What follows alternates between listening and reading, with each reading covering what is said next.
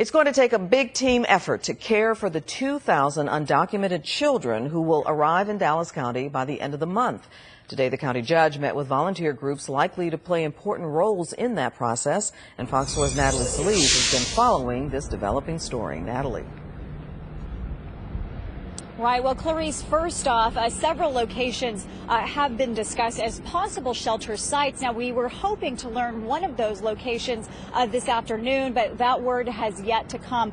So still no confirmation there. But as you mentioned, this afternoon was really about those volunteer organizations that may be stepping in to help. And then, of course, Judge Clay Jenkins also trying to clarify this very complicated situation.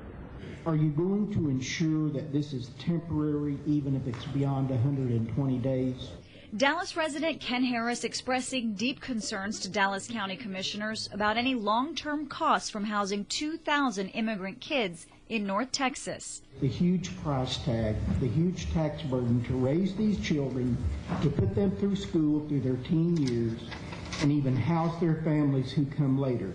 Starting day one, County Judge Clay Jenkins insists the federal government will pick up the costs for educational, medical, psychological, and religious needs within each shelter. But he also acknowledged some backlash to his plan. He's promising transparency. And we've had a lot of people that have been, upset about that and called and used profanity to our interns here. What's your plan to do with these 50,000 children that we're keeping in cages right now? Tuesday afternoon, Jenkins meeting with 35 local volunteer groups at Red Cross headquarters. We want to all work together so that we can bring a united front to this to help, and so that we use our resources the best we can. The meeting to generate ideas how each group might help. Too soon to say what roles they'll play, direction coming from FEMA, Homeland Security, and Emergency Management.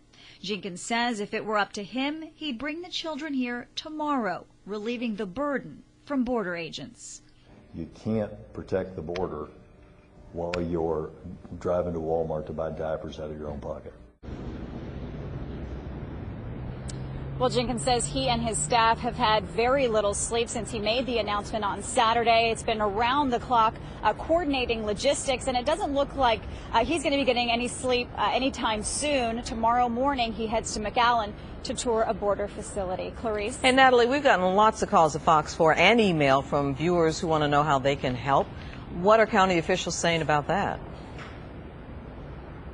Right. Well, we did ask that question today, and they were reluctant to give us an immediate answer. They know that whoever we start telling people and direct people's questions to, that organization, that number they give is just going to be flooded with calls and emails. So that is still a work in progress. And as soon as we get that information, we'll, of course, pass it along to you.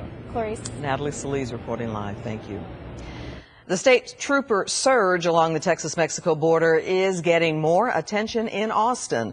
The head of the DPS testified today about border operations before the Texas House Committee on Homeland Security.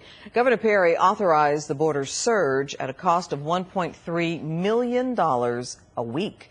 Senator John Cornyn visited the overcrowded McAllen Border Patrol Station. He says the United States needs to change the perception that children who arrive here illegally will be allowed to stay without question. But I've heard some people say that if all that the Congress would do to pass comprehensive immigration reform, this would never happen. That's demonstrably untrue. Because even the children that are coming in now do not meet the criteria that President Obama or even the Senate-passed immigration reform bill would allow them to enter and stay in this country legally.